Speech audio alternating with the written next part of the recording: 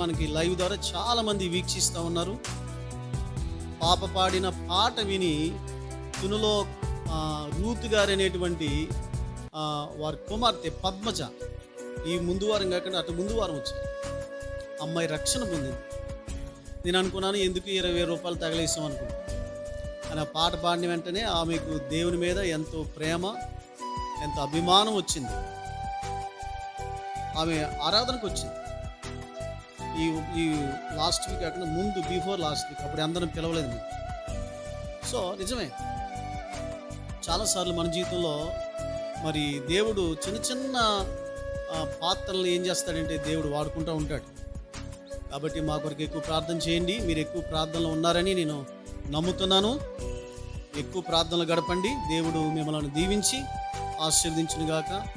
రోగులుగా ఉన్న వారందరి కొరకు నేను మీ ఇంటికి రాకపోయినా చాలా కన్నీటితో, వేదనతో ప్రార్థన చేస్తూ ఉన్నా. చాలా కన్నీటితో. కొన్ని రాత్రులు అయితే నిద్ర పట్టకపోయినప్పుడు రాత్రి అంతా ప్రార్థించిన దినాలు ఉన్నాయి. చాలామంది పరిస్థితులు చూసి రాత్రి అంతా నిద్ర పట్టక రాత్రి అంతా ప్రార్థన చేసిన దినాలు కూడా ఉన్నాయి. ఆ నిద్ర లేక సరిగా నాకు శరీర బలహీనత కూడా వచ్చింది. సో కాబట్టి మీరు కూడా ఎక్కువ ప్రార్థనలు గడుపుతున్నారని నమ్ముతున్నాను. రండి, నా ప్రాణప్రియుడు యేసు రాజా మొదటి చరణం 4వ చరణం పాడతాం.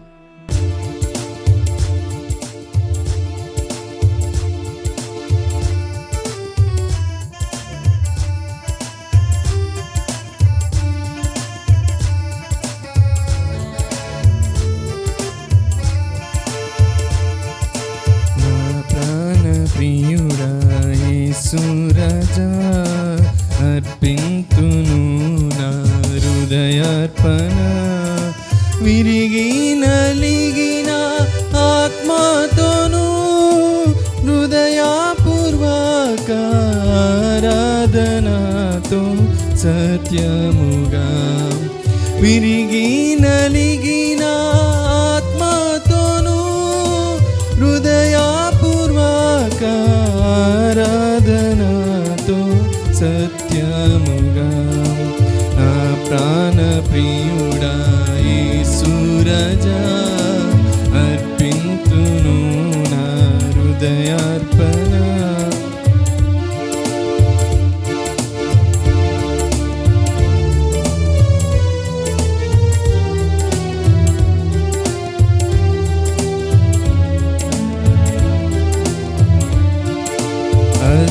అద్భుతకరుడా ఆలోచన, ఆశ్చర్య సమాధాన ప్రభువా.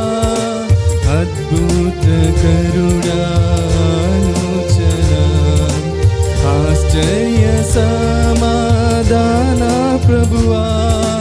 బలవంతుడా బహుప్రియుడా మనోహరుడా మహిమా రాజా స్తుతించెదన్. బలవంతుడా బహుప్రియుడా మనోహరుడా మహిమా రాజా స్తుతించెదన్.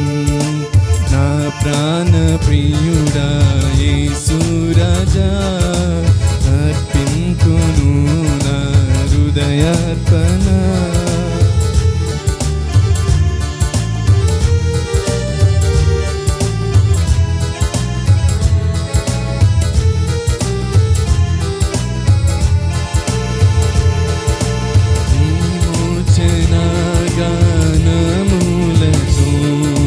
సౌందర్య ప్రేమ స్తుతులతో విమోచన గానములతో.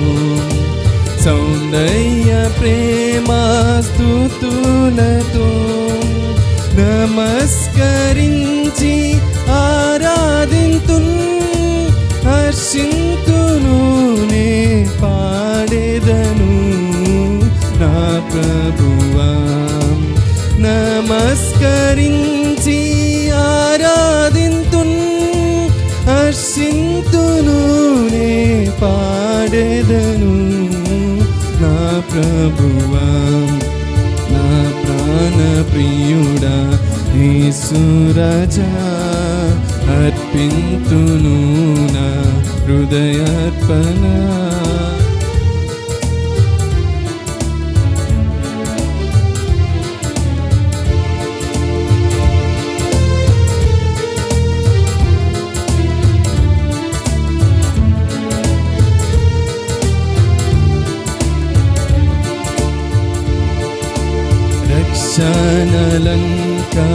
రక్షణలంకారములను అక్షయమగుని ఆహారమున్.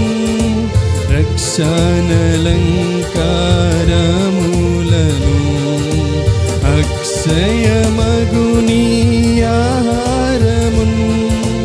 రక్షకుడా నా కొసగితివి, దీక్షతో నిన్ను వీక్షించుచు స్తుతింతును. రక్షకుడా నా కొసగితివి, దీక్షతో నిన్ను వీక్షించుచు స్తుతింతును. నా ప్రాణ ప్రియుడా యేసు రాజా, అర్పింతును నా హృదయార్పణ. విరిగి నలిగిన ఆత్మతోను హృదయపూర్వక ఆరాధనతో సత్యముగా.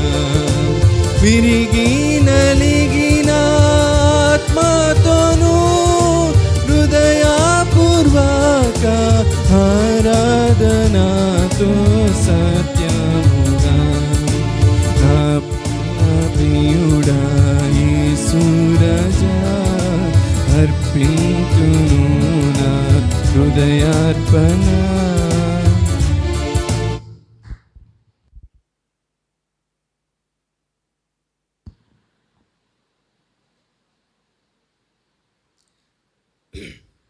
Praise the lord. అందరికీ వందనాలు. ఈ సమయంలో మరి దీన మనస్సు అనేటువంటి హృదయంలో దీనత్వము కలిగి ఉండడం ద్వారా మన జీవితంలో వచ్చేటువంటి ఆశీర్వాదం. ఈ భూమి మీద మనం దీనులంగా మనం జీవించాలి.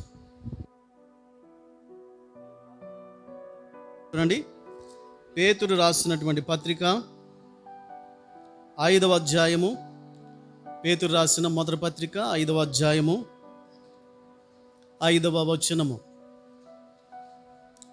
చిన్నలారా, మీరు పెద్దలకు లోబడి ఉండుడి, మీరందరూ ఎదుటి వాని ఎడల దీన మనస్సు అను వస్త్రము ధరించుకొని మిమ్మను అలంకరించుకొనుడి. దేవుడు అహంకారులను ఎదిరించి దీనులకు కృప అనుగ్రహించును. ఇది అద్భుతమైనటువంటి లేఖన భాగము. దేవుడు దీనులకు ఇచ్చేటువంటి ఆశీర్వాదాలు. అసలు దీనత్వము అంటే ఏమిటి? What is the humility? అపోస్తుడైన పేతురు తన యొక్క పత్రికలో, చిన్నలారా మీరు పెద్దలకు లోబడి ఉండుడి. ఈ దినాల్లో చిన్న పెద్ద అనేటువంటి తేడా కనిపించడం లేదు. దేవుని బిడ్డలైన మన జీవితంలో తండ్రి, కుమారుడు, కుమార్తె, సేవకుడు, విశ్వాసి, పెద్ద చిన్న, ఖచ్చితంగా చిన్నలు పెద్దలకు లోబడి ఉండాలి. ఇది దేవుడు ఇస్తున్నటువంటి హెచ్చరిక. పిల్లలు తల్లిదండ్రులకు లోబడి జీవించాలి. విశ్వాసి సేవకునికి లోబడి జీవించాలి. చిన్నవారు పెద్దలకు లోబడాలి. ఇది పేతురు చెప్తున్నటువంటి సంఘానికి ఇస్తున్న హెచ్చరిక. ఎప్పుడైతే మనం లోబడతామో, మీరందరూ ఎదుటి వాని ఎడల దీన మనస్సు అని వస్త్రము ధరించుకొని మిమ్మను అలంకరించుకొనుడి. విధేయతలోనే దీనత్వం ఉందని పేతురు చెప్తున్నాడు ఇక్కడ. ఒకసారి నేను సంగారెడ్డి, నేను అక్కడ పరిచయ కొరకు వెళ్ళినప్పుడు, ఆల్రెడీ అప్పటికే నేను బాగా చదువుకున్నాను. ఆ తర్వాత ఉద్యోగాన్ని విడిచిపెట్టి దేవుని సేవ కొరకు వెళ్ళాను అని చెప్పి అక్కడ నన్ను ఎంత గౌరవిస్తూ ఉన్నారు. అందులో ఒక దైవజనుడు నాలాగే సేవ చేస్తున్న ఒక ఆయన అన్నాడు కదా, అన్న జాషువాని ఇట్రా అన్నాడు. వెళ్ళాను, వెంటనే పిలిచినట్టునే వెళ్ళాను. అన్న పిలిచారన్న అన్నాను. అన్న అక్కడ అండర్వేర్ ఉంది తీసుకుంటా అన్నాడు. వెంటనే నేనెందుకు తీసుకొస్తాను అండర్వేర్ అనుకుండా దీనుడానికి వెళ్ళి అండర్వేర్ తీసుకొచ్చి అతనికి ఇచ్చేసాను. అన్న ఇంకేమైనా చేయమంటారా పని, ఇంకేమైనా పని మీరు చెప్తారా? లేదన్నా జాషువాని వద్దన్నా, అప్పుడు నాకు మ్యారేజ్ అయింది, 4 పిల్లలు, అతనికి మ్యారేజ్ అవ్వలేదు. సో అతను ఆశ్చర్యపడిపోయాడు. ఇతను లోబడ్డేమో, నా మాటకి విధేయత చూపించడేమో అని చెప్పి ఆశ్చర్యపడ్డాడు. కానీ నాకు అతను ఎవరైనప్పటికీ మనకెందుకు, అతను చిన్నోడు కావచ్చు లేకపోతే పెద్దోడు కావచ్చు, పని చెప్పాడు, చేస్తాను, విధేయతతో దీనత్వంతో ఆయన చెప్పిన పని చేస్తానని చెప్పి. ఆ కడ్ర ఎలాగని చెప్పమంటారా? అసలే మసుగబ్బు కంటే నల్లగా ఉంటాడు ఆయన. మసుగబ్బే కొద్ది తెల్లగా ఉంటుందేమో, అంత నల్లగా ఉంటాడు. ఆ కడ్ర మరీ ఘోరంగా ఉంది. సో అయినప్పటికీ అది దీనంగా తీసుకుని వెళ్ళి ఆయనకి ఇచ్చి, అన్న ఇంకేమైనా పని ఉందా, ఇంకేమైనా చేయమంటారా? దేవుని బిడ్డలారా, దీనత్వం అనేటువంటిది మన జీవితంలో ఒక అలంకారం. అది దీనత్వం అనేటువంటిది క్రీస్తు యొక్క సుగుణము. దీనత్వము అనేటువంటిది క్రీస్తు యొక్క స్వభావము. ఈ భూమి మీద యేసుక్రీస్తు ప్రభువారు ఎంత దీనుడు అంటే, యేసుక్రీస్తు ఏమో దేవుడు, పరలోకంలోంచి భూలోకానికి వచ్చినవాడు. ఆయన పరిశుద్ధుడు, పాపరహితుడు, జన్మ మరణము లేనటువంటి వాడు, ఏ విధమైనటువంటి చెడు స్వభావం లేనటువంటి పరిశుద్ధుడు ఆయన. అలాంటి అంత పరిశుద్ధుడు కూడా ఈ భూమి మీద ఒక పేద తల్లిదండ్రులకు పుట్టి జన్మించాడు. ఒక పేద తల్లి, మరి వడ్రంగి పని చేసుకునేటువంటి ఒక పేద తండ్రికి యేసుక్రీస్తు కుమారుడిగా జన్మించాడు. ఒక పేద తల్లికి జన్మించాడు ఆయన. చాలా మరియా యోసేపులు పేదవారు అయినప్పటికీ కూడా యేసుక్రీస్తు ప్రభువారు ఆ పేద తల్లిదండ్రులైనటువంటి ఆ మరియా యోసేపులకి లోబడి ఉండెను అని దేవుని వాక్యము చెప్తా ఉంది. ఇది నాన్న యేసుక్రీస్తు ప్రభువారు ఎంత దీనత్వం అంటే, తన తల్లిదండ్రులు పేదవారైనప్పటికీ కూడా ఆ తల్లిదండ్రులకు ఆయన లోబడి జీవించాడు. లూకాసు సువార్త 2వ అధ్యాయము 51వ వచనం. అంతటా ఆయన వారితో కూడా బయలుదేరి నజరేతునకు వచ్చి వారికి లోబడి ఉండెను. యేసుక్రీస్తులో ఎంత గొప్ప దీనత్వం! వీరెవరంటే వీరు మనుష్యులు. యోసేపు తల్లి యేసుక్రీస్తు ప్రభు వారి యొక్క తల్లి అయిన మరియా, చట్టపరమైన తండ్రి అయిన యోసేపు, వారు కేవలం శరీరులు, వారు కేవలం పాపాత్ములు. సో అలాంటి ఈ మరియా యోసేపులు కూడా ఎవరు లోబడ్డారంటే, దేవాది దేవుడు మానవ రూపంలో దిగి వచ్చినటువంటి యేసుక్రీస్తు ప్రభువారు లోబడ్డారు. అది దీనత్వం.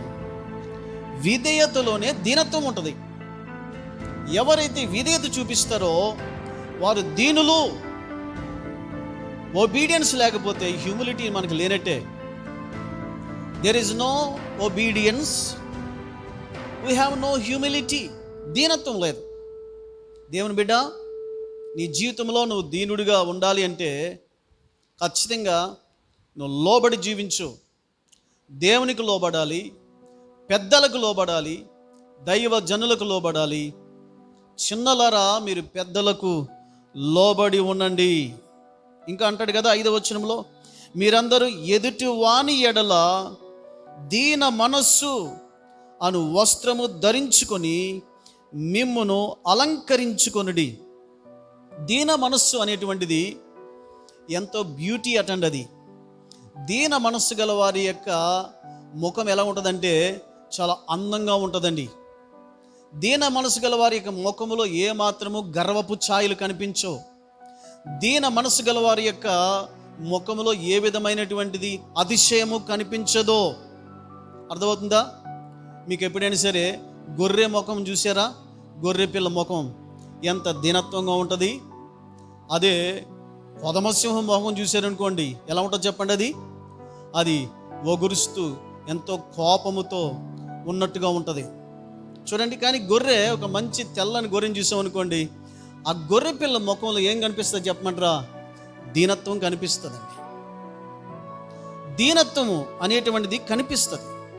ఆ దీనత్వం అట అలంకారము అని ఇక్కడ చెప్తా ఉన్నాడు. బ్యూటీ. చాలామంది దేంతో అలంకరించుకున్నారు చెప్పమంటారా? మంచి మంచి నగల చేత, మంచి మంచి వస్తువుల చేత. మంచిది, నేను కాదంటలేదు. కానీ అవన్నీ మీకు సరైనటువంటి అలంకారములు, దేవుడు మెచ్చే అలంకారములు కానే కాదు. దేవుడు మెచ్చే అలంకారం ఏంటంటే దీనత్వం, హ్యూమిలిటీ, తగ్గించుకొనుట. అప్పుడే నువ్వు మంచి క్రీస్తును అలంకరించుకున్నవాడు, క్రీస్తును పోలినవాడు. దీనత్వం అనేటువంటిది క్రీస్తు యొక్క పోలిక, క్రీస్తు యొక్క స్వభావం. యేసుక్రీస్తు ప్రభువారు అన్నాడు, యేసుక్రీస్తు ప్రభువారు అన్నారు, నేను సాత్వికుడను, దీన మనస్సు గలవాడను. నేను సాత్వికుడను, దీన మనస్సు గలవాడను. ఎంత గొప్ప మరి మాదిరికరమైన యేసు చూడండి. ఆయన తన గురించి తాను చెప్పుకున్నాడు, నేను దీనుడను, దీన మనస్సు గలవాడను. దేవుని బిడ్డలైన మన జీవితంలో ఆయన దీనత్వంలో ఒక గొప్ప లక్షణం ఏంటంటే, తండ్రి చెప్పాడు, నా కుమారుడను, భూమి మీదకి నువ్వు కేవలము నువ్వు మానవుడిగానే వెళ్ళాలి. నీ దైవత్వాన్ని పరలోక రాజ్యంలో విడిచిపెట్టు. నీ దైవత్వాన్ని, నీ యొక్క మహిమ, నీ శక్తి అంతా ఇక్కడ విడిచిపెట్టి నువ్వు కేవలం నరుడిగా వెళ్ళాలి, మానవుడిగా వెళ్ళాలి అని చెప్పి దేవుడు చెప్పినప్పుడు యేసుక్రీస్తు ప్రభువారు భూమి మీదకి ఎలా వచ్చాడు చెప్పమంటారా? దీనుడిగా వచ్చాడు.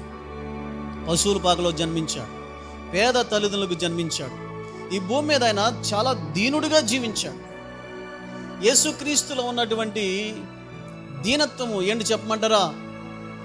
యేసుక్రీస్తులో ఉన్న దీనత్వం ఎక్కడ కనిపిస్తుందంటే, యోహాను సువార్త 13వ అధ్యాయము 5వ వచనంలో ఆయన శిష్యుల పాదాలు కడిగాడు. అక్కడ శిష్యులు భోజనం చేస్తూ ఉన్నారు. భోజనం చేస్తూ ఉంటే యేసుక్రీస్తు ప్రభువారు సడన్గా ఆయన ఒక పళ్ళెం తీసుకుని, పళ్ళెంలో నీళ్ళు తీసుకుని, తన యొక్క మొల ఆ టవల్ తీసుకుని శిష్యుల పాదాలు కడిగి ఆ పాదాలు తొడవడం మొదలుపెట్టాడు. ఎందుకో చెప్పమంటారా? దీనిలో దీనత్వం ఉంది. ఏంటా దీనత్వం చెప్పమంటారా? పాదములు కడుగుట. ఇశ్రాయేలీల్లో, యూదుల్లో ఎవరు పాదాలు కడగరటండి, ఎవరు పాదాలు కడగరట.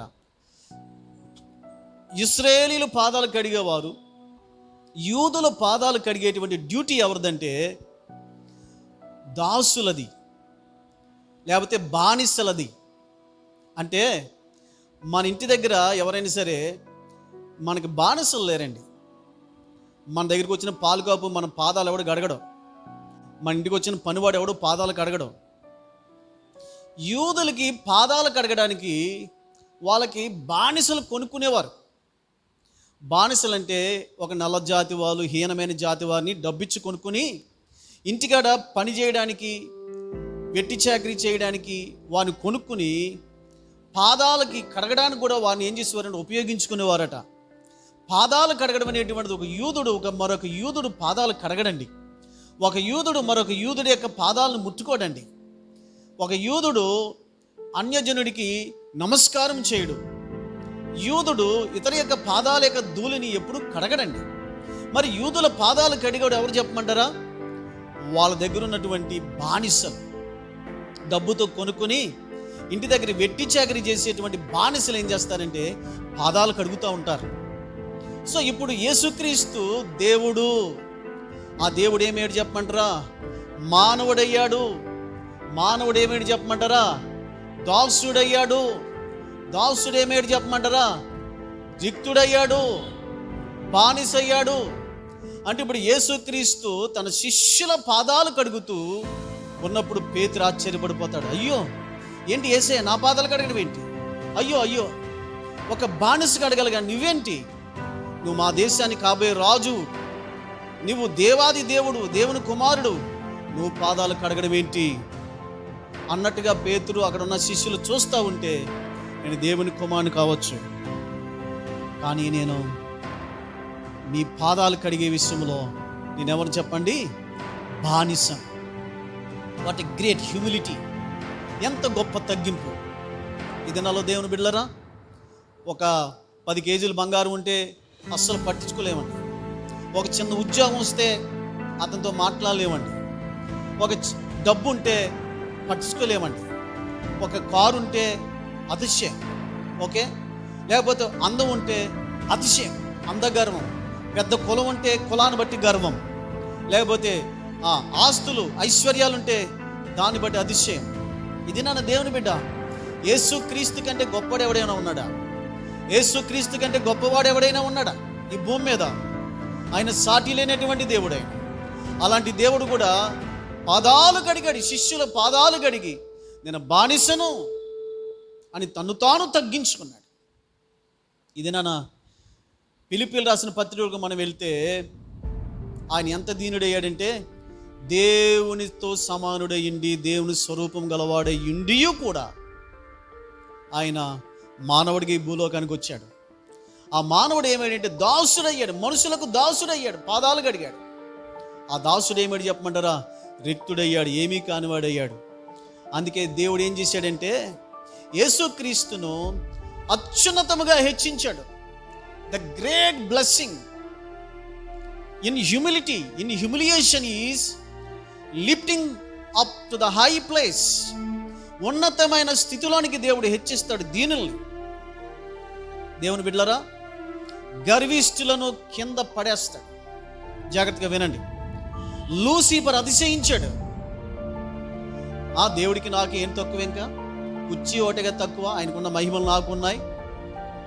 కుర్చీ ఒకటి తక్కువ కదా, ఆయనతో కలిసి నేను కూడా కుర్చీ వేసుకుంటాను, నేను కూడా దేవుడిని అయిపోతానని గర్వించాడు. గర్వించిన వాడిని దేవుడు ఏం చేశాడు చెప్పమంటారా? వాళ్ళ రూపాలు నల్లగా మార్చి దేవదూతలను దెయ్యాలుగా మార్చి భూమి మీదకి తోసిపడేశాడు. దేవదూతలను నిత్యము ప్రభు ముఖము చూస్తూ ప్రభు పరిశుద్ధుడు పరిశుద్ధుడు పరిశుద్ధుడని ప్రభువుని ఘనపరుస్తున్నటువంటి ఆ దేవదూతలను దయ్యములుగా మార్చి భూమి మీదకి ఆయన తోసేశాడు. జాగ్రత్తగా వినండి. కానీ పరలోక రాజ్యములో దేవుని కుమారుడయ్యిండి కూడా మనుష్యుడిగా మారి, అంటే పాప శరీరాకారముతో వచ్చి దాసుడయ్యి మనుషులకు సేవ చేసి రిక్తుడై ఏమీ లేనివాడైపోయి శిలువ మీద ఘోరముగా చంపబడినటువంటి ఆయనను, అంటే దేవుడు అత్యున్నతమైన సింహాసనం మీద కూర్చుండబెట్టాడు. దేవునికి స్తోత్రం కలుగును గాక. ఒకసారి గట్టిగా చప్పలు కొట్టి ప్రభుని స్తుతిద్దాం. దేవుడు దీనులను హెచ్చిస్తాడండి. God will lift up the people, those who are humble. ఇది నాకు దీనత్వం ఉందా? యేసుక్రీస్తు ఎంత దీనత్వం అంటే దేవుని కుమారుడు పాపిగా మారాడు. పాపి శిలువ మీద రిక్తుడైపోయాడు. సింహాసనం నుంచి యేసయ్య శిలువ మీదకి వచ్చాడు. శిలువ మీద ఆయన శాపగ్రాహి అయ్యాడు, రిక్తుడయ్యాడు. ఆ శిలువ మీద నుంచి మరలా దేవుడు ఎక్కడ తీసుకెళ్ళాడు? ఆయన్ని సింహాసనం ఎక్కించాడు. శిలువ ఒక శాపగ్రాహి, ఒక దౌర్భాగ్యుడు పొందే స్థలం. అది నీచుని స్థలం ఏంటంటే శిలువ.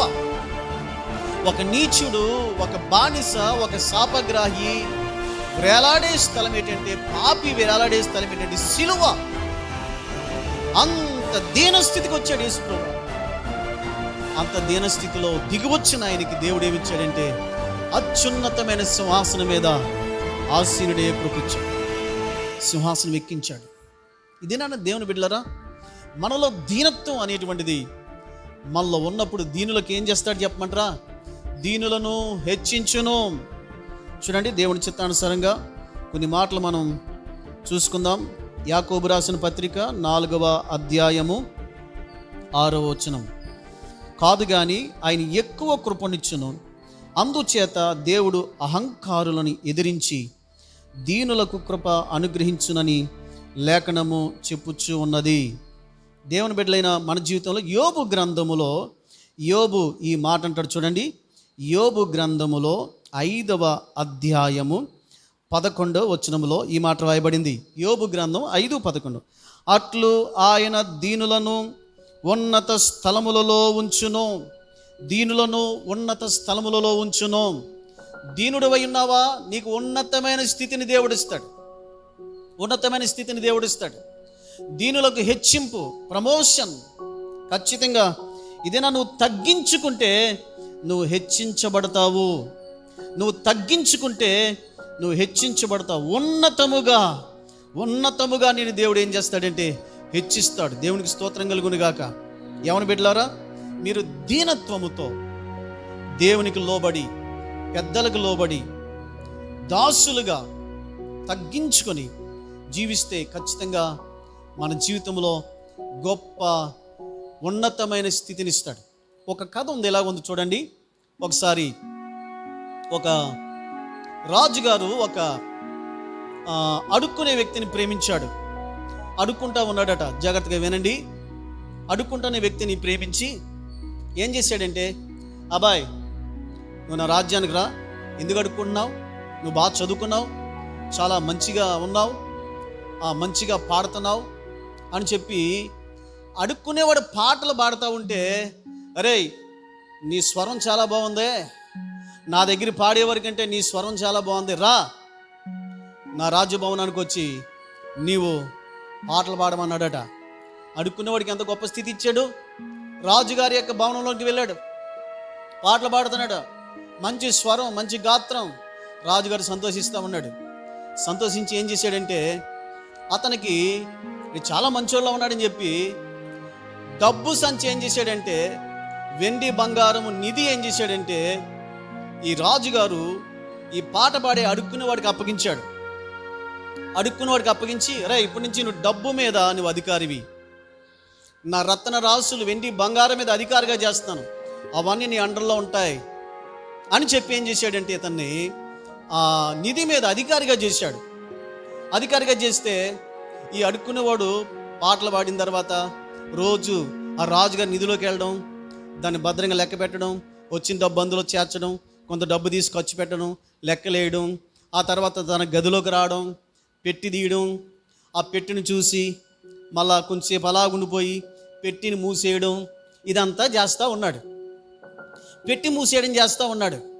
ఎప్పుడైతే పెట్టిని మూసేయడం చేస్తూ ఉన్నాడో ఈ లోపల, రే అడుక్కున్నవాడికి ఎంత కురపిచ్చాడు రా ఈ రాజు, ఆ ఆర్థిక శాఖ కూడా వాడికి అప్పచెప్పేసాడు రాజు అని చెప్పి ఇతని మీద అసూయపరులు ఏం చేశారంటే, రాజా అడుక్కున్నవాడిని తీసుకొచ్చి మీరు ఏం చేశారంటే ఈ ఆర్థిక శాఖ మీద, ఆ ఆర్థిక శాఖ మంత్రిగా చేశారు, మీరు నిధులు ఆయనకు అప్పగించారు. మీరు చూడండి, ఇదిగో ప్రతిరోజు ఆ నిధిలోకి వెళ్ళడం, కొంత బంగారం తీసుకోవడం, కొంత డబ్బు తీసుకోవడం, డబ్బు తీసుకుని ఏం చేస్తున్నాడు రాజా చూడండి, ఆడి పెట్టిలో దాచేస్తున్నాడు, ఆడి పెట్టి చెక్ చేద్దాం రండి, ఇటు దొంగ అని చెప్పి ఏం చేశారంటే కొంతమంది మంత్రులు సీనియర్లు ఏం చేశారంటే రాజుగారికి వీడి మీద రకరకాల మాటలు చెప్పి రాజుని ఏం చేశాడంటే ఈ అడుక్కునేవాడి యొక్క గదిలోనికి రాజుని తీసుకొచ్చారు. రాజు చాలా కోపంగా ఉన్నాడు. ఏంట్రా, నేను అడుక్కునేవాడిని తీసుకొచ్చి నిన్ను ఈ ఆర్థిక శాఖ మీద ఈ డబ్బు బంగారు నీకు అప్పగిస్తే నువ్వు చేసే పని ఏంటి, దొంగతనం చేస్తావా అని చెప్పి రాజు కోపంతో, నీ దొంగతనం పట్టబడితే నేను కత్తితో నరికేస్తాను అని చెప్పి కోపంతో వచ్చాడు. అందులోకి కోపంతో మంత్రులు రాజు వచ్చారు. రాజు రాబోదికి ఈ అడుక్కునేవాడు ఏం చేస్తున్నాడంటే ఆ పెట్టి దగ్గర కూర్చుని దేవా దేవా అని ప్రార్థన చేసుకుంటున్నాడట. దేవా ఎంత గొప్ప దేవుడు నాయన, ఎంత గొప్ప మంచి దేవుడు నాయన అని దేవుని స్తుతిస్తా ఉన్నాడంట. అందులోకి మంత్రులు వచ్చారు, రాజు వచ్చాడు, ఏయ్ పెట్టి తెరవరా అన్నారు. పెట్టి తెరవబోదికి ఇలా అనుకున్నారు కదా, వెండి బంగారం నిధులన్నీ రత్నరాశులన్నీ ఆ పెట్టిలో దాచేసాడు వీడు అని అనుకుంటా ఉండబోదికి, పెట్టి తెరవబోదికి ఆ మంత్రులకి ఆశ్చర్యం వేసింది, రాజుగారికి ఆశ్చర్యం వేసింది. వెంటనే మంత్రులు తలదించుకున్నారు, రాజు తలదించుకున్నాడు.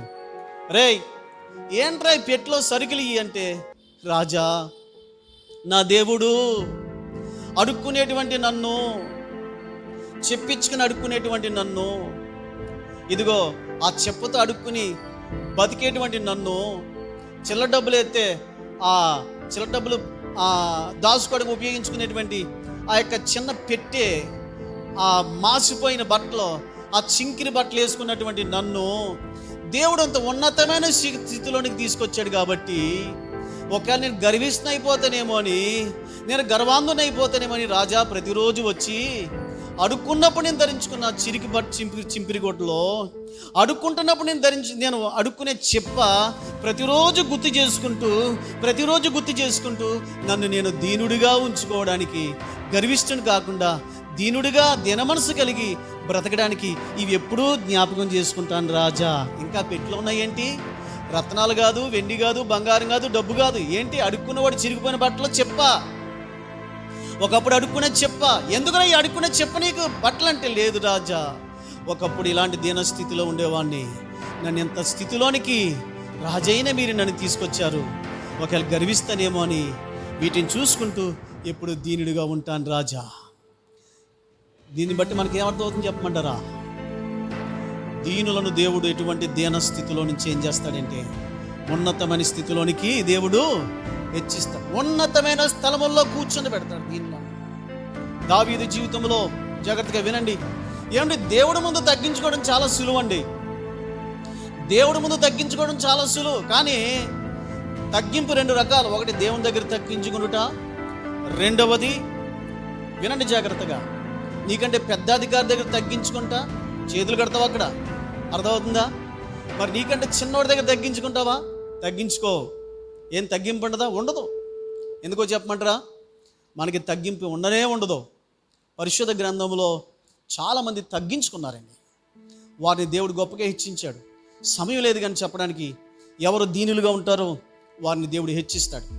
దావీదుని హెచ్చించడానికి కారణం ఏంటి చెప్పమంటారా? దావీదు గొర్రెలు కాసుకునేటువంటి వాడు, కడసారి వాడు, 8వ వాడు. కొడుకుగా కూడా దావీదుని చూడలేదు యెషయా. తన తండ్రి కనీసం కొడుకుగా కూడా చూడలేదు. గొర్రెలు కాసుకోవడానికి పంపించేశాడు. 8వ వాడు, కడసారి వాడు. వినండి దేవుని బిడ్డలారా. కానీ ఆ దావీదును దేవుడు కోరుకొని నా హృదయానుసారుడు, నా చిత్తానుసారుడు అని చెప్పి అతన్ని ఇశ్రాయేలీలను పరిపాలించే అధిపతిగా చేశాడు. ఒక గొర్రెలు కాసుకునే వ్యక్తి ఇశ్రాయేలీలను పరిపాలించే అధికారి అయ్యాడు. ఒక గొర్రెలను మేపుకునేటువంటి వాడు రాజు అయ్యాడు. గొర్రెలు కాసుకుని ఎలాగొంటే చెప్పమంటారా? గొర్రెలు కాసుకునేవాడు ఎలాగొంటే నాకు బాగా తెలుసు. నేను శుద్ధాల్లో సేవ చేసినాడు. మా పక్కన అన్ని గొర్రెలు కాసుకుని ఉండేవారు. ఆ గొర్రెల్లో ఈడు కూడా గొర్రెలో ఉండేవాడు. పైన ఒక ఏటి అది దుప్పటి నల్ల రగ్గు కప్పుకొని ఒకసారి సువార్త చెప్పడానికి వెళ్ళాను. ఈ గొర్రెలు కాసుకున్నాడు సువార్త చెప్దామంటే గొర్రెకి ఎటువంటి వాసన వస్తుందో ఆడికి అదే వాసన వస్తుంది. ఈడు గొర్రెలాగా ఉన్నాడు. అంటే అంత నీచం, శుభ్రం లేకుండా, అంత దుర్వాసనతో, మాసిపోయిన బట్టలతో, చదువులేనటువంటి, ఊరికి నిత్యం బయట ఉన్న వ్యక్తిని ఇశ్రాయేలీల దేవుడైన యెహోవా సింహాసనం మీద కూర్చుని పెట్టాడు. యోధా సింహాసనం ఇచ్చాడు. కారణం ఏంటి చెప్పమంటారా? దావీదులో చాలా మంచి లక్షణాలు ఉన్నాయి. అందులో ఒకటి ఏంటంటే దేవుని చిత్తం నెరవేర్చేటువంటి వాడు, దేవునికి విధేయుడు. ఎంత పాపాత్ముడు అవ్వచ్చు కానీ దేవుడు ఇది చెప్తే చేసేవాడు అంతే. అంతేకాదు అతనిలో ఉన్నటువంటి దీనత్వము, తగ్గింపు, అతనిలో ఉన్నటువంటి దీనత్వాన్ని ఒకసారి చూడండి. సమూయేలు మొదటి గ్రంథములో రాజుగారు అమ్మాయిని పెళ్లి చేసుకోవడానికి ఛాన్స్ వస్తే అతడు ఏమన్నాడు చూడండి. సౌలు దగ్గర ఎంత తగ్గించుకున్నాడో చూడండి. సమూయేలు మొదటి గ్రంథము 18వ అధ్యాయము 18వ వచనం. అందుకు దావీదు, రాజునకు అల్లుడనగుటకు నేను ఎంతటి వాడను, నా స్థితి అయినను ఇశ్రాయేలులో నా తండ్రి కుటుంబమైనను యాపాటివని సౌలుతో అనెను. చూడండి ఎంత తగ్గింపు చూడండి అండి. అతడు ఒక సైనికుడు ఉన్నప్పుడు తగ్గించుకున్నాడు. మరి హెచ్చింపబడినప్పుడు, రాజు అయినప్పుడు అతని స్థితి ఎలా ఉంది చూడండి. రాజు అయినప్పుడు కూడా ఎలా ఉన్నాడు ఆయన? సమూయేలు 2వ గ్రంథము 7వ అధ్యాయములో 18వ వచనములో ఈ విధంగా రాయబడింది. దావీదు రాజు లోపల ప్రవేశించి యెహోవా సన్నిధిని కూర్చుండి ఇలాగ మనవి చేశాను, నా ప్రభువా యెహోవా, ఎంతగా నీవు నన్ను హెచ్చించుటకు నేను ఎంతటి వాడను, నా కుటుంబము ఏపాటిది. చూడండి దేవుని బిడ్డలారా, ఎంతగా నన్ను హెచ్చించుటకు నేను ఏపాటి వాడనయ్యా. గొర్రెల కాపుల ఉన్న నన్ను తీసుకొని వచ్చి రాజుగా చేసావు, ఏపాటి వాడనయ్యా, నేను ఎంతటి వాడనయ్యా. What a great humility. ఈ గుణాన్ని బట్టే, ఈ లక్షణాన్ని బట్టే, ఇతనికి ఉన్న తగ్గింపుని బట్టే ఇతన్ని రాజుగా చేసిన హెచ్చించుకోవడం. రాజుగా చేసిన నా మీద తిరగబడ్డావు, రాజుగా చేసిన నా మాటకు అవిధేయత చూపించడు, రాజుగా చేసిన నాకు లోబడతాడు, రాజుగా చేసిన నా మాటకి విధేయత చూపిస్తాడు అని దేవుడు తన హృదయాన్ని ఎరిగి అతన్ని గొర్రెలు కాసుకునే వ్యక్తిని రాజుగా చేశాడు. What a great exaltation. దావీదులో ఉన్న తగ్గింపు, అతడు హెచ్చింపబడక ముందు తగ్గింపు ఉంది. అతడు రాజు ఈ సింహాసనం మీద స్థిరపరచబడిన తరువాత తన పిల్లలు అందరూ కూడా రాజులు అవుతారని దేవుడు చెప్పిన తర్వాత కూడా అతడు దేవుని సన్నిధిలో సాగిలపడి తగ్గించుకుంటూ ఉన్నాడు. దేవుని బిడ్డలారా, ఎంత తగ్గింపు మనకుంది. తగ్గించుకున్నవాడు విధేయత చూపిస్తాడు.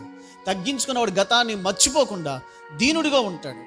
తగ్గించుకున్నవాడు ఏం చేస్తాడంటే, అందరికంటే నేను తక్కువ వాడను. రాజా, సౌలు రాజా, నీకు అల్లుడను అగడానికి నేను ఏపాడివాడను రాజా. అప్పటికి సౌలుకేమో 1000, దావీదు గారికి చెప్పండి 10,000 కొలదైన పాటలు పాడారు. ఇంతగా ప్రజలు హెచ్చించినప్పటికీ కూడా, సౌలు కంటే అన్ని విషయాల్లో గొప్పవాడైనప్పటికీ కూడా, సౌలు కంటే అన్ని విషయాల్లో మంచి తలాంతులు పవిత్రమైన వరములు ఉన్నప్పటికీ కూడా, సౌలు కంటే గొప్ప విజయాన్ని సాధించినప్పటికీ కూడా ఈ దావీదు రాజు ఏం చేస్తున్నాడు చెప్పమంటారా? తగ్గించుకుంటున్నాడండి. సౌలు దగ్గర తగ్గించుకుంటున్నాడు. చూశారు ఎంత గొప్ప దీనత్వమో చూడండి. చాలా ఎగ్జాంపుల్స్ ఉన్నాయి, ఇవన్నీ చెప్పడానికి చాలా టైం పడుతుంది. యోసేపు కూడా రాజు అయినటువంటి ఆ యొక్క ఫరో దగ్గరికి వెళ్ళినప్పుడు, యోసేపు కలబావు నువ్వు చెప్పగలిగే సామర్థ్యం ఉందంట కదా అంటే, యోసేపు అంటాడు కదా, రాజా నేను చెప్పడానికి నాకు ఏమి లేదు, సామర్థ్యం లేదయ్యా. ఫరో రాజు గారికి దేవుడే సరైనటువంటి జవాబు ఇస్తాడు. నేను చెప్పలేను, దేవుడు చెప్తాడు. దానియేలు కూడా నేను చెప్పలేను, దేవుడే చెప్తాడు. మీ యొక్క కలభావాన్ని కూడా దేవుడే చెప్తాడు, నేను చెప్పలేను. దేవుని సన్నిధిలో వారు తగ్గించుకున్నారు. నేను కాదు, దేవుడే చెప్తాడు. నేను కాదు ప్రభువే, నేను కాదు మరొక వ్యక్తి, నేను కాదు మా తండ్రి, నేను కాదు నా భార్య, నేను కాదు నా సంఘం, నేను కాదు. సో నేను కాదు అని అనుకున్నావంటే, నేను అనేదాన్ని నువ్వు సిలువేసుకున్నావంటే నువ్వు దీనుడివే. నేను నా అని ఎవడైతే అనుకుంటాడో ఖచ్చితంగా వాడు గర్విస్తే. నా సేవ, లేకపోతే నేను చేసిన సేవ, లేకపోతే నేను అనేటువంటి ఆ మాటలు ఎవరికైతే వస్తాయో వారు గర్విష్ఠులు. నా శక్తి, నా సామర్థ్యం అనేటువంటి వాడు గర్విష్ఠి. అర్థమవుతుందా? రాజు అయిన నెబుకద్నెజరు ఏమంటాడు చెప్పమంటారా? నా మహిమ కొరకు నేను కట్టిన ఈ రాజభవనం దేవుడిచ్చాడు.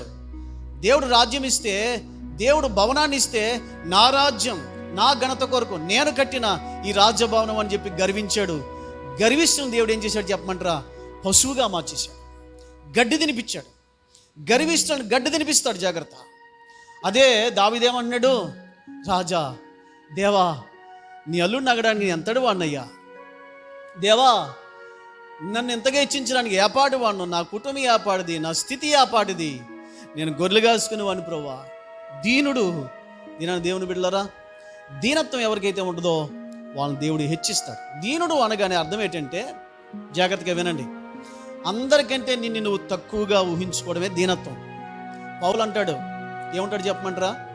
పాపులను రక్షించుకుంటూ యేసుక్రీస్తు ఈ లోకానికి వచ్చాడు, ఆ పాపుల్లో నేను ప్రధాన పాపిని అంటాడు. అంటే దానికి అర్థం ఏంటి చెప్పమంటారా? పాపులందరిలో ప్రధాన పాపిని నేను అంటే, అందరికంటే తాను తగ్గించుకున్నాడు. అపోస్తులందరిలో అత్యల్పుడను అంటే నేను చాలా చివరివాడను. కడపట దేవుడు నాకు కనిపించాడు, కడపట వాడిని. ఈ కడపట ఎవరైతే ఉంటారో దేవుడు వారిని ఏం చేస్తాడు చెప్పమంటారా? హెచ్చిస్తాడో. దేనస్థితి చాలా మందికి లేదండి. గర్విష్ఠులు, దేవుని మాటకి లోబడరు, పెద్దల మాటకు లోబడరు, దేవుని సేవకుని మాటకు లోబడరు. వారు తగ్గింపు ఉండదు. నేను అతనికంటే గొప్పవాడిని, అతనికంటే బాగా ప్రసంగం చేస్తాను, అతనికంటే బాగా పాట పాడతాను, అతనికంటే నేను బాగా గొప్పవాడిని, అతనికంటే నేను చాలా గొప్ప వ్యక్తిని అనుకుంటారు చాలామంది. అలాంటి వాళ్ళందరినీ కిందకు తోసిపడేస్తాడు దేవుడు. దేవుని బిడ్డ, దీనత్వం ఉండాలి, తగ్గింపు ఉండాలి. ఇదే నీకు దీనత్వం ఉంటే ఖచ్చితంగా నేను హెచ్చిస్తాడు. ఒకసారి ఒక రాజు అనాథ పిల్లలందరికీ కూడా రొట్టెలు ఇస్తూ ఉండేవాడు. అనాథ పిల్లలందరికీ రొట్టెలు ఇస్తూ ఉండేవాడు.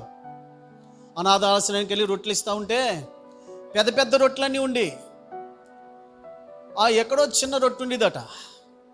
ఈ పెద్ద వాళ్ళందరూ, బలవంతులందరూ కూడా పరిగెట్టుకుంటూ వచ్చి ఆ రొట్టెలన్నీ ఏం చేసేవారంటే తీసుకుని వెళ్ళి తింటూ ఉండేవారు. ఒక అమ్మాయి ఉండేది, ఒక చిన్న అమ్మాయి ఉండేది. పోన్లే వాళ్ళు వెళ్ళి కొట్లాడుకుంటున్నారు, వారు రొట్లు దెబ్బలాడుకుని వెళ్ళి తింటున్నారని చెప్పి నాకేదైనా మిగిలితే వెళ్తానని చెప్పి ఈ అమ్మాయి ఏం చేసేదంటే లాస్ట్గా వచ్చేది. లాస్ట్గా వస్తే ఈ అమ్మాయికి చిన్న రొట్టె ఉండేదంట. ఆ చిన్న రొట్టె ఏం చేసేవారంటే వదిలిపెట్టేసేవారు. వెళ్ళాం అది తింటలేరా, దానికి వదిలే చిన్న రొట్టె. అలాగ ప్రతిరోజు జరుగుతూ ఉండేది. అది అలాగ ప్రతిరోజు జరుగుతూ ఉండేది. వెంటనే ఆ చిన్న రొట్టె ఇచ్చినందుకు ఆ రాజుగారి దగ్గరికి వెళ్ళి, రాజా మాకు అనాథలం రాజా, మేము మాకు చిన్న రొట్టె ఇచ్చి మమ్మలను పోషిస్తున్నారు రాజా, మీరు ఇచ్చిన రొట్టెని బట్టి మీకు వందనాలు తండ్రి, కృతజ్ఞతలు, వందనాలు. గర్విష్ఠులు ఏం చేస్తారు చెప్పమంటారా? దేవుడు చేసిన మేలను మర్చిపోతారు. గర్విష్ఠులు ఏం చేస్తారు చెప్పమంటారా? దేవుడు ఏ స్థితిలో ఉంచాడో మర్చిపోతారు. దేవుడు హెచ్చించిన ఆ స్థితిని మర్చిపోతారు వాళ్ళు. రాజా ఈ చిన్న రొట్టె ఇచ్చినందుకు నీకు వందనాలు రాజా అని చెప్పి అప్పుడు రొట్టె తినేదట. చాలా రోజులు అయిపోయిన తర్వాత ఈ యొక్క రాజు మరలా ఒకసారి అనాథాశ్రమానికి వచ్చాడు. ఆ రొట్టెలన్నీ పెద్దయ్యని తీసుకుని వెళ్ళిపోయారు. చిన్న రొట్టె ఒకటి ఉంది. ఈ అమ్మాయి వచ్చింది, చిన్న రొట్టె తీసుకుంది. ఆ చిన్న రొట్టె తీసుకుని వెంటనే రాజుగారి దగ్గర పరిగెట్టుకుని వచ్చింది. రాజా ఈ అమ్మాయి రొట్టె ఇచ్చినందుకు వందనాలు రాజా, కానీ రాజా ఈ రొట్టెలో ఒక బంగారు కమ్మి ఉంది రాజా, మర్చిపోయి మీరు పెట్టేశారేమో అని చెప్పి, ఇది మీది కదా రాజా అని చెప్పి బంగారు కమ్మిని మీకు ఇచ్చేయడానికి నేను తెచ్చాను రాజా, ఇది మీది రాజా, తీసుకోండి రాజా. లేదమ్మా ఇది నీదే తీసుకో. రాజా నాదా, నాకెందుకు రాజా ఈ బంగారం, నాకు అవసరం ఏంటి రాజా. లేదమ్మా నీ దీనత్వాన్ని బట్టి నీకు ఇచ్చాను తీసుకో అని రాజు తీసుకున్నప్పుడు చాలా సంతోషంతో, రాజా మీకు వందనాలు రాజా, మీకు చాలా స్తోత్రాలు రాజా అని ఆ రాజుకి సాగిలిపడి నమస్కారం చేసినప్పుడు ఆ రాజు అన్నాడట, రే మంత్రులారా రండి, ఈ అమ్మాయిని నా కుమార్తెగా మీరు దత్తత చేయండి. ఈ అనాథ పిల్లల్లో ఉన్నటువంటి అనాథలందరిలో కూడా ఈ అమ్మాయి దీనురాలు, కృతజ్ఞత కలిగినటువంటిది, యథార్థవంతురాలు, నమ్మకమైనటువంటిది. ఈ అమ్మాయిని తీసుకొచ్చి నా కుమార్తెగా దత్తత చేయండి, రాజకుమార్తెగా రాజభవనంలో ఉంచండి. ఎంత గొప్ప హెచ్చింపు! దీనుడికి కృతజ్ఞత ఉంటుందండి, చాలా మందికి కృతజ్ఞత ఉండదు. దీనులకు కృతజ్ఞత బుద్ధి ఉంటుంది. ఆ దైవజను ప్రార్థించాడు, ఆ పెద్దయ్య గారు ప్రార్థించారు, ఇంటింటికి తిరిగాడు, ఆయన ఎంత ప్రయాసపడ్డాడు. కృతజ్ఞత లేని జీవితం నీకు ఉందంటే నువ్వు గర్విష్టివే. ఈ అమ్మాయికి ఉన్న కృతజ్ఞతను బట్టి దేవుడు అమ్మాయిని గొప్పగా హెచ్చించాడు. రెండవ ఆశీర్వాదం చూడండి, త్వరగా ఇంకొక మాట వివరించి నా వర్తమానం ముగించేస్తాను. చూడండి, పేతురు రాసినటువంటి ఆ పత్రిక వద్దాం. చూడండి, పేతురు రాసిన పత్రిక వద్దాం, 5వ అధ్యాయము 5వ వచనము. చిన్నలారా మీరు పెద్దలకు లోబడి ఉండి, మీరందరూ ఎదుటివాని ఎడల దీన మనస్సును వస్త్రం ధరించుకొని మిమ్మల్ని మీరు అలంకరించుకోండి. దీన మనస్సు అను వస్త్రం. దీనత్వం అంటే చాలామంది దీనత్వం అంటే ఏమనుకుంటారండి, ప్రభువా నేను పురుగును ప్రభువా, పెంట మీద ఇంగ్లీష్ త్రాగిన ప్రభువా, నేను పెంటను ప్రభువా, నేను ప్రభువా దెబ్బ ముక్కు గలవాను ప్రభువా, నేను ప్రభువా పొట్టువాను ప్రభువా, నేను ప్రభువా అందం లేనివను ప్రభువా, నేను అలాంటివను ప్రభువా, ఇలాంటివను ప్రభువా. మాటల్లోనే దీనత్వం. దేంట్లో చెప్పండి? మాటల్లోనే దీనత్వం, క్రియల్లో దీనత్వం ఉండదు. దీన మనస్సు కలిగి జీవించాలి, దీన మనస్సు ఉండాలి, మనస్సులో ఉండాలి దీనత్వం. గోనె బట్ట కట్టుకోవడం దీనత్వం కాదు. మనస్సులో ఆ గోనె బట్ట కట్టుకున్నాను, సూట్ వేసుకోవచ్చు, తప్పులేదు. సూట్ వేసుకున్న మాత్రం గర్విష్టి కాదు. ఆ సూటిని పట్టించుకున్నాడు ఎవడంటే దీనుడు. అర్థమవుతుందా? దీన వస్త్రం అంటే ఏంటంటే, దీన మనస్సు అనే వస్త్రం అంటే అర్థం ఏంటంటే మాటల్లో వల్లించడం కాదు. మాటల్లో చాలా దీనులుగా ఉంటారు, హృదయంలో చాలా గర్వం, మాటల్లో చాలా దీనత్వం. నేను తక్కువ వాని ప్రభా, నేను అలాంటి వాని ప్రభా, ఇలాంటి వాని ప్రభా అంటారు. నేనా, నా కులము, నా యొక్క పదవి, నా యొక్క చాలాసార్లు హృదయంలో గర్వం ఉంటుందండి. సిరుగుపని బట్టలు వేసుకోవడం దీనత్వం కాదు, సూట్ వేసుకోవడం గర్వం కాదు. హృదయములో విరిగి నలిగిన మనస్సు దీనత్వం. అందరికంటే తక్కువ అని చెప్పాను కదా, పౌలు గురించి చెప్పాను కదా. ఎవరికంటే యోగ్యుడని కాదు, ఎవరికంటే గొప్ప వ్యక్తిని కాదు, ఈ సంఘంలో అందరికంటే కడపటి వ్యక్తిని, ఏమీ చేతకాని వాడిని. అలాంటి ఆ మనసు కలిగి ఆ దీనుడిగా ఉండడమే దీనత్వం. ఈ అమ్మాయి ఏం చేసేది?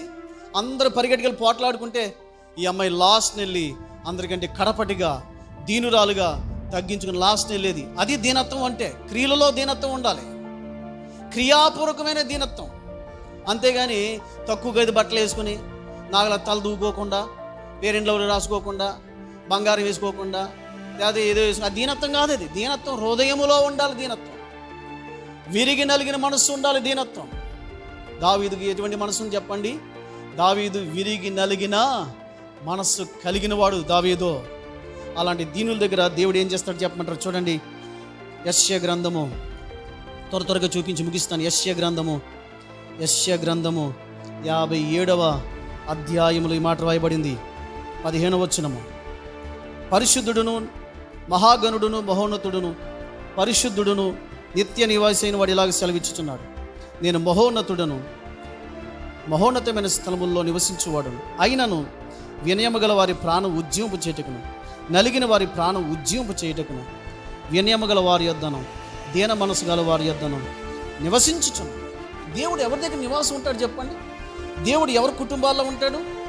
వినయము గల వారి కుటుంబాల్లో దేవుడు ఉంటాడు. దీన మనసు గల వారి కుటుంబాల్లో దేవుడు ఉంటాడు. భర్త మీద భార్య హెచ్చించుకోవడం, భార్య మీద భర్త హెచ్చించుకోవడం, తల్లిదండ్రుల మీద పిల్లలు హెచ్చించుకునే వారి కుటుంబంలో దేవుడు ఉండడు. దీనుల దగ్గర దేవుడు ఉంటాడు.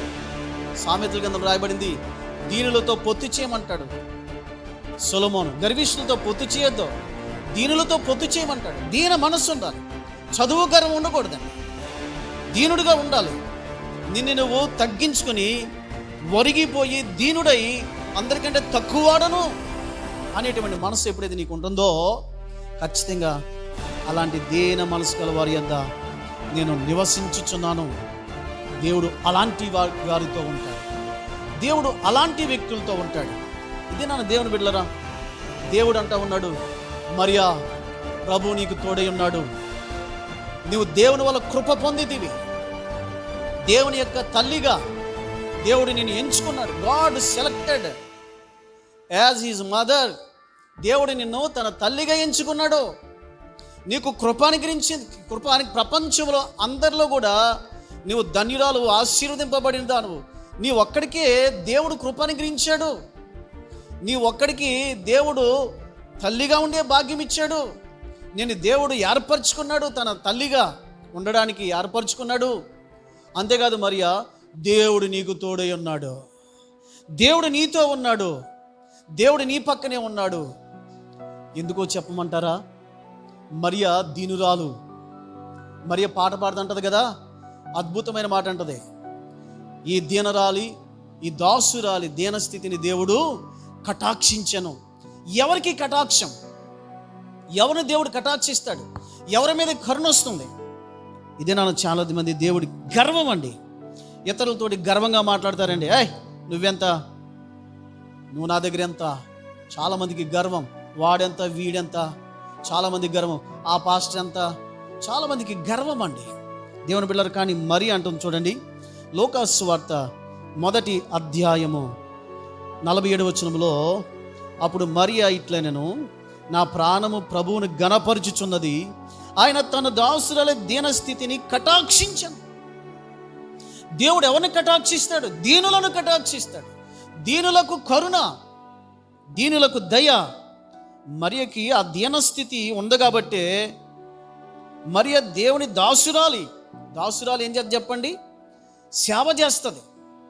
దీనుడు పాదాలు కడుగుతాడు, దీనుడు పరిచర్య చేస్తాడు. చాలామంది జీవితాల్లో పరిచర్య చేసే లక్షణమే లేదండి. పరిచర్య అంటే ఆడికి నేను పరిచర్య చేసేదేటి, ఆడెంత? దేవుని బిడ్డ దీన మనసు కలిగి జీవించాలి. ఒక దైవజనుడు, ఆయన ట్రైన్ దిగాడు. ట్రైన్ దిగిన తర్వాత ఆయనకి కాషాయ వస్త్రాలు. అప్పుడు ఒక చాలా ధనవంతుడు ఏం చేశాడంటే, ట్రైన్ దిగాడు, సూట్ కేసు పట్టుకున్నాడు, 2 సూట్ కేసులు.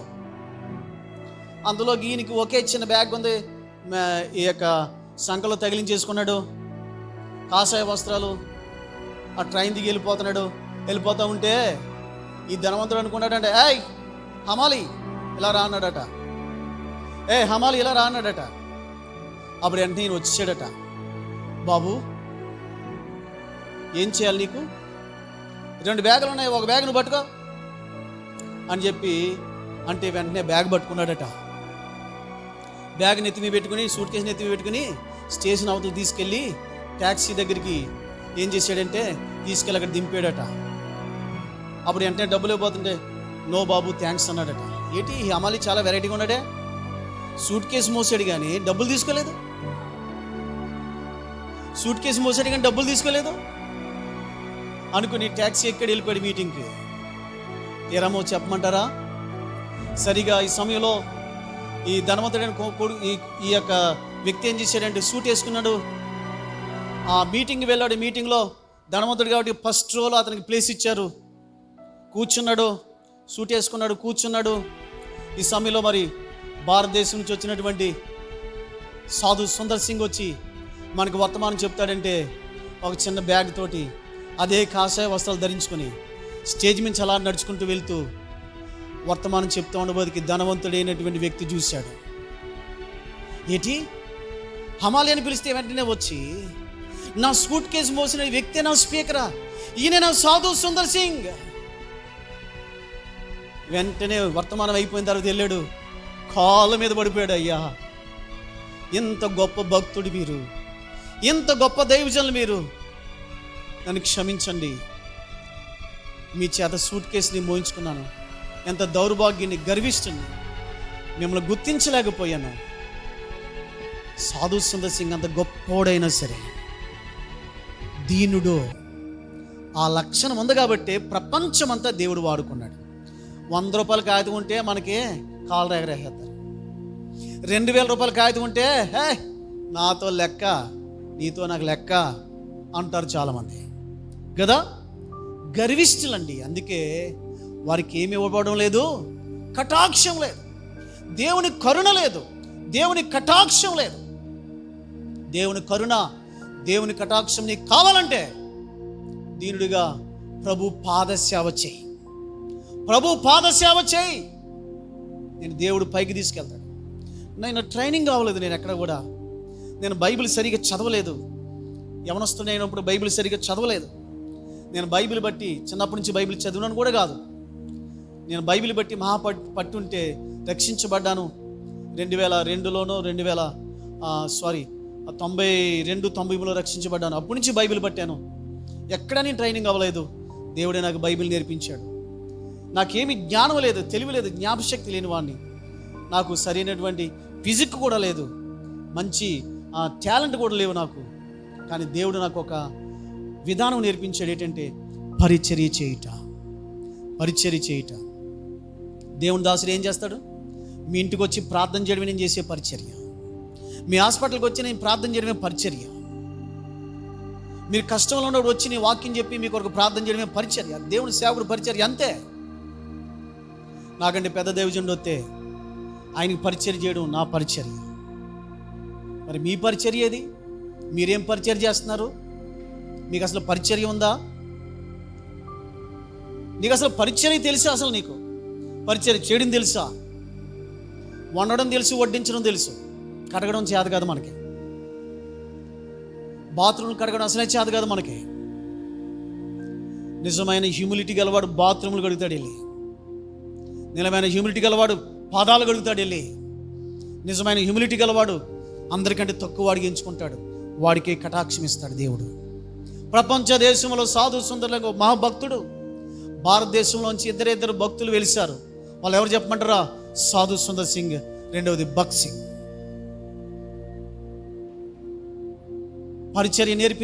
పరిచర్య నేర్చుకోవాలంటే భగత్ సింగ్ నేర్పించాడు పరిచర్య. దేవుని బిడ్డలారు, ఇదేనా మన భారతదేశంలో ఇద్దరు అపోస్తులు. ఇదేనా నీకు అటువంటి లక్షణం ఉందా? అయితే ది కటాక్షం ఉంటుంది. ఈ దీనురాలి దాసురాలి దీనస్థితిని దేవుడు కటాక్షించి, స్త్రీలలో ఆశీర్వదింపబడిన దానవు 42 నీ గర్భఫలము ఆశీర్వదించబడును. స్త్రీలలో ఆశీర్వదింపబడిన దానవు నీవు మరియమ్మ, నీ కృప వచ్చింది, దేవుని కృప వచ్చింది, నువ్వు ఆశీర్వదింపబడ్డావు, నీవు దీవించబడ్డావు. స్త్రీలలో నీకంటే ఆశీర్వదింపబడిన వారు ఎవరూ లేరు. యేసు ప్రభు తల్లి అనే గొప్ప ధన్యత కంటే ఈ ధన్యత ఈ లోకంలో ఎవరికీ లేదండి. పరలోక రాజ్యంకి వెళ్ళిన తర్వాత యేసు తల్లి అనే మరియను మనం చూస్తాం. ఎస్, ఎంత గొప్ప ధన్యత, ఎంత గొప్ప కటాక్షము, ఎంత గొప్ప ఆశీర్వాదము. ఇదా చాలామంది అనుకున్నారు డబ్బుంటే ఆశీర్వాదము, బంగారం ఉంటే ఆశీర్వాదం అనుకున్నారు. వీళ్ళందరూ పిచ్చోళ్ళండి. దేవుని కృప ఉంటే ఆశీర్వాదం, దేవుని కృప మించిన ఆశీర్వాదం లేనే లేదు. ఒకసారి ఒక ఆయన వచ్చాడట, చర్చికి వచ్చి ఇక్కడే ఉన్నాడట. ముందు కూర్చొని, ప్రభువా కృప నాకు దయచేవా, కృప నాకు దయచేవా, కృపనివ్వా ప్రభా, కృపనివ్వా ప్రభా, కృప కావాలి ప్రభా, కృప కావాలి ప్రభా అని కన్నీరుగా వచ్చి ప్రార్థన చేస్తున్నాడంట. పాస్టర్ గారు అనుకున్నాడంట, అయ్యి బాబోయ్ కృప కోసం అడుగుతున్నాడు వీడు. వెండి బంగారం కోసం, ఉద్యోగం కోసం, పెళ్లి కోసం అడగడం లేదు, కృప ఉంటే చాలని అడుగుతున్నాడు. దావీదు కూడా కృపే కోరుకున్నాడు. కృప కొరకు కనిపెట్టివాడు యందు ఆయన ఆనందించువాడు అని కీర్తన రాశాడు. పౌలు కూడా కృపను కోరుకున్నాడు.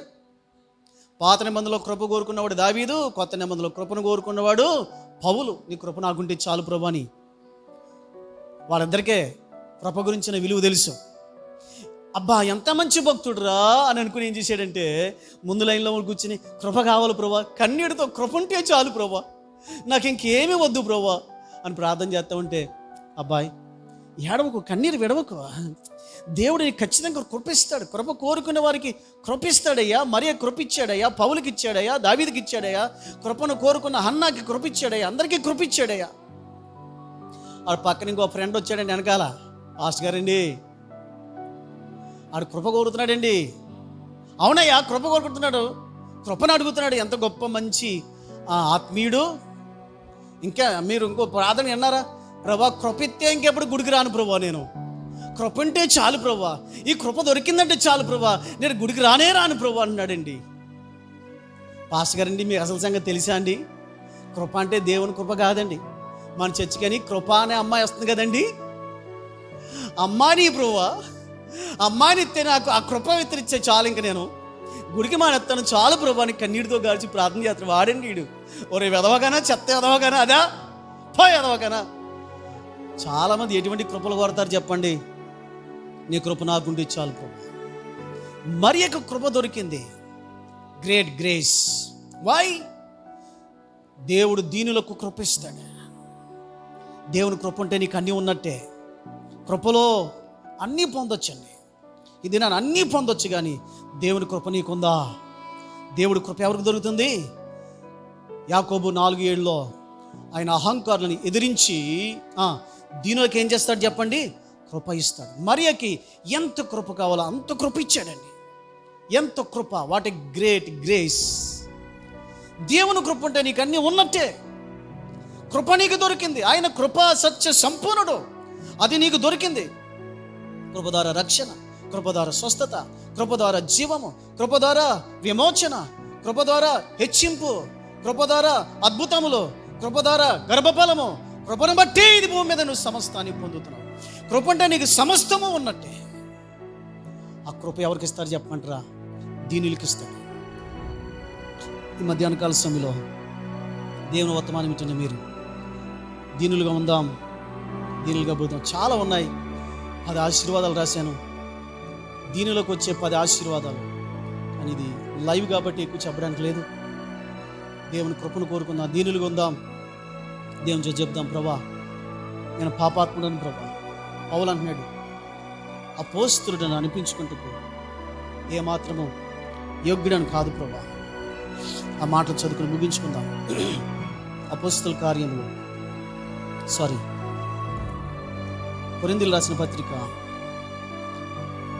కొరింథీయులకు రాసినటువంటి పత్రిక మొదటి పత్రిక 15వ అధ్యాయం 8వ వచనం. అందరికీ కడపట కాలమందు పుట్టినట్టున్న నాకును కనబడెను. ఎలయనగా నేను అపోస్తులందరిలో తక్కువ వాడు, దేవుని సంఘమును హింసించినందున అపోస్తులుడు అనబడుటకు యోగ్యుడని కాను. అయినను నేనేమై ఉన్నానో అది దేవుని కృప వలననే అయ్యున్నాను. మరియు నాకు అనుగ్రహింపబడిన ఆయన కృప నిష్ఫలము కాలేదు, కానీ వారందరికంటే నేను ఎక్కువగా ప్రయాసపడినది నేను కాను, నాకు తోడైన దేవుని కృపయే. దేవుని కృప తోడై ఉందట.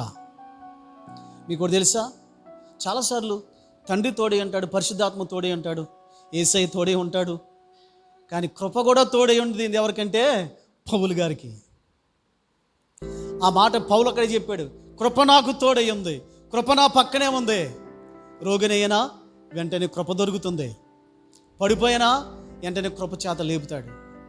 అవసరాలు ఉన్నాయా, కృప వెంటనే అవసరాలు తీరుస్తుంది. అపాయంలో ఉన్నానా, కృప నన్ను ఆదుకుంటుంది. కీడు సాతాను కలిజను చూస్తున్నాడా, కృప నన్ను అడ్డుకుంటుంది. కృప నాకు తోడైన కృపే అంతా చేసింది. ఇంత గొప్ప పరిచర్య చేసి యేసుక్రీస్తు తర్వాత గొప్ప వ్యక్తి ఎవరయ్యా భూములు అంటే పౌలే. అంత గొప్ప వ్యక్తి అంత ఉన్నతమైన స్థితిలోకి వెళ్ళడానికి కారణం ఏంటంటే కృపే. ఆ కృప ఎలా కనిగించబడింది చెప్పమంటారా? తగ్గించుకున్నాడు. ఏంటో తగ్గింపు? సంఘాన్ని హింసించినందున నేను అపోస్తులుడను అవ్వడానికి యోగ్యుడని కాదు. నేను పాస్టర్ని పెట్టుకోలేదండి, ఎప్పుడు కూడా నేను పెట్టుకోను కూడా. నాకు అట్టి యోగ్యత నాకు లేదు. దైవజన్ భక్సింగ్ గారే పాస్టర్ని పెట్టుకోలేకపోయాడు. ఆయన ఒక ఆత్మను రక్షించినీడు 4 మాటలు రాబోదు నేను పాస్టర్ అని పెట్టుకుంటాడు. పక్కన నేను ఇలాగే విమర్శిస్తున్నాను పోకండి, సత్యాన్ని చెప్తున్నాను. నేను చాలా ఎన్నో ఆత్మలను దేవుడు నాకు ఇచ్చాడు, కొన్ని 100 మందికి బాప్తిసాలు ఇచ్చాను. స్టిల్ నౌ నేను పాస్టర్ని పెట్టుకోలేదు. బ్రదర్ భక్సింగ్ గారు కూడా వేల సంఘాలు కట్టాడు, 20,000 సంఘాలు కట్టాడు. ప్రపంచం లక్షల ఆత్మలు సంపాదించుకున్నాడు. బ్రదర్ సహోదరుడు భక్సింగ్, no pastor, no reverend, no doctor. నేను సహోదరుడిని, యేసుక్రీస్తు జత పని వాడను. ఎంత తగ్గింపండి, ఎంత తగ్గింపండి. పౌలు అంటున్నాడు, నేను అపోస్తులను అనిపించుకోవడానికి యోగ్యుడను కాను, అపోస్తులను అనబడడానికి యోగ్యుని కాదు. నన్ను అపోస్తులను పిలవకండి, నేను యోగ్యుని కాదు. అపోస్తులుడు అనబడుటకు, నేను అపోస్తులుడు అని అనడానికి యోగ్యుని కాదు బాబు. నేను దేవుడు నన్ను అపోస్తులుగా చేశాడు తప్ప నేను యోగ్యుని కాదు, అయోగ్యుడను. ఎందుకో చెప్పమంటారా? నేను దేవుని సంఘాన్ని హింసించిన వాడిని, నరహంతకుడను, దోషకుడని, హింసకుడను, హానికరుడను. ఆ కాలమందు పుట్టాను బాబు. నేను ఏదో సడన్గా వచ్చాను, నేను మధ్యలో వచ్చాను బాబు. దేవుడు ఎంత గొప్పగా వాడుకున్నాడు. నా శక్తిని బట్టి, నా బలాన్ని బట్టి నేను వాడబడలేదు, కానీ దేవుని కృపను బట్టే. ఈ దేవుని కృప ఎలాగొచ్చింది చెప్పమంటారా? దీనుడు అవడం బట్టి. నువ్వు దీనుడు అవుతావా, పౌలుకి ఇచ్చిన కృప నీకు ఇస్తాడు. దీనురాలు అవుతావా, పౌలుకి ఇచ్చిన కృప నీకు ఇస్తాడు దేవుడు. తగ్గించుకో. ఆ శంకర్ అంటున్నాడు, రొమ్ము కొట్టుకునికై నువ్వు ధైర్యము చాలక, పాపినైనా నన్ను కరుణించు అని చెప్పి కన్నీటితో ప్రార్థించు. దావీదులో తగ్గింపు. రాజునవడానికి నేను ఏపాటి వాడినయ్యా, ఎంతటి వాడినయ్యా, నాకేముంది యోగ్యత, ఏముంది అర్హత, ఏమీ కానివాణ్ణి, ఏమీ లేనివాణ్ణి, వట్టివాణ్ణి, మట్టిని, దుమ్ము ధూళిని అంటున్నాడు మోషే అన్నాడు, దుమ్ముని ప్రభా, ధూళిని ప్రభా. దావీదు అన్నాడు, మిన్నల్ని ప్రభా, అంటే చచ్చిన కుక్క లాంటి వాడిని, పురుగు లాంటి వాడిని ప్రభా. ఎంత తగ్గింపు! ఇది నన్ను తగ్గింపు ఉందా నీ జీవితం? ప్రభు దగ్గరికి వచ్చి, ప్రభా నువ్వు పరిశుద్ధుడు, నీ పాపాలు. మనుషుల దగ్గరికి వచ్చి, ప్రభా వీళ్ళందరూ నాకంటే యోగ్యులు ప్రభా, నేను అయోగ్యుని ప్రభా, ఏ యోగ్యత అర్హత లేదు ప్రభా. దీనుడైపోతున్నావా? అయితే కృప నీకే దొరుకుతుంది. ఆ కృప ద్వారా నీకు దేవుడు నీ ధన్యునిగా చేస్తాడు, ఆశీర్వాదంగా చేస్తాడు, తృప్తితో నింపుతాడు. చాలా ఆశీర్వాదాలు ఉన్నాయి. నేను మీకు టకటక మన రిఫరెన్స్ చదివేసి నేను ముగించేయాలని, ఈ ఆశీర్వాదాలను చెప్తే చాలా టైం పడుతుంది. నేను జస్ట్ మీకు రిఫరెన్స్ చెప్పేస్తాను. అవి ఒకవేళ రాసుకుంటే రాసుకోండి, లేదంటే ఒకవేళ మీ జీవితంలో అర్థం చేసుకోండి. యెషయా గ్రంథం 29:19 దీనులకు సంతోషము అధికమవుతుంది. దీనులు అధికంగా సంతోషిస్తారటండి. కీర్తన 22:26 దీనులు భోజనం చేసి తృప్తి పొందుతారట. కీర్తన 37:11 భూమిని స్వతంత్రించుకుంటారంట దీనులు. అదేవిధంగా కీర్తన 68 దేవుని యెహోవా అనుగ్రహం చేత దీనులకు సదుపాయం, అన్ని సదుపాయాలు కలుగుతాయట. 138 కీర్తన 6 దీనులను లక్ష్య పెడతాడు, గర్విష్ఠులను లక్ష్య పెట్టాడు దేవుడు. 147 అధ్యాయము 6 కీర్తన గ్రంథంలో దీనులను లేవనెత్తుతాడు. దేవునికి స్తోత్రం కలుగును గాక. సామెతల గ్రంథం 3 అధ్యాయం 34 దీనుని ఎడల దయ చూపిస్తాడు. దీనులకు దయ, దీనులకు అండ, దీనులకు కొండ, దీనులకు సంతోషం. దీనులు సంతృప్తిగా ఉంటారట. దీనులు ఎలా ఉంటారో చెప్పమంటారా? దేవుని చేత లక్ష్య పెట్టబడతారండి. దావీదును లక్ష్య పెట్టాడు దేవుడు. వాళ్ళ అన్నలను ఎవరు లక్ష్య పెట్టలేదు, దీనుడు కాబట్టి. ఎస్, దేవుని బిడ్డలారా, దీనులకు అండ ఆయనే. దీనులను లేవనెత్తుతాడు, పడిపోయిన లేవనెత్తుతాడు. దీనులను లేవనెత్తువాడు ఆయనే. దీనులను ఉన్నత శిఖరం మీద నిలబెడతాడు ఆయన. ఇదే నా దేవుని బిడ్డలారా, ఇటువంటి ఆశీర్వాదాలు దీనులకు ఉన్నాయి. దీనులుగా ఉందాం, తగ్గించుకుందాం. దేవుడి మాటలు దీవించి ఆశీర్వదించును గాక. ప్రార్థన చేస్తాను. ప్రేమగల తండ్రి, మాకు ఇచ్చిన మాటల కొరకు నీకు వందనాలు. దీనులుగా ఉండి ఆశీర్వాదాలని స్వతంత్రించుకుని కృప దయచేయమని. ప్రభా, ఎవరు ఇంకా దీన మనసు లేదో వారికి దీన మనసు ఇవ్వండి. ఈ లోక గర్వాలని తీసివేయండి. భక్తి గర్వం, ఈ లోక సంబంధమైన ఆస్తి ఐశ్వర్యాల గర్వం, ఈ లోక సంబంధమైనటువంటి పేరు ప్రతిష్టల గర్వం, అన్ని గర్వం అనేది తీసివేసి నేను వట్టివాడను, మట్టిని, దుమ్మును ధూళినని ప్రభా నీ పాదాల దగ్గర తగ్గించుకొని దీనుడైపోయి నీవిచ్చే కృపకు పాత్రులుగా, నీవిచ్చే ఆశీర్వాదాలకు పాత్రులుగా మమ్మల్ని చేయమని యేసు పరిశుద్ధ నామములో ప్రార్థించి వేడుకుంటున్నాం పరమ తండ్రి. ఆమేన్, ఆమేన్. అందరికీ వందనాలు. విన్నందుకు స్తోత్రాలు. వినండి, దయచేసి సబ్స్క్రైబ్ చేయండి, ఇతరులకు షేర్ చేయండి. మీ అందరిని దేవుడు దీవించును గాక.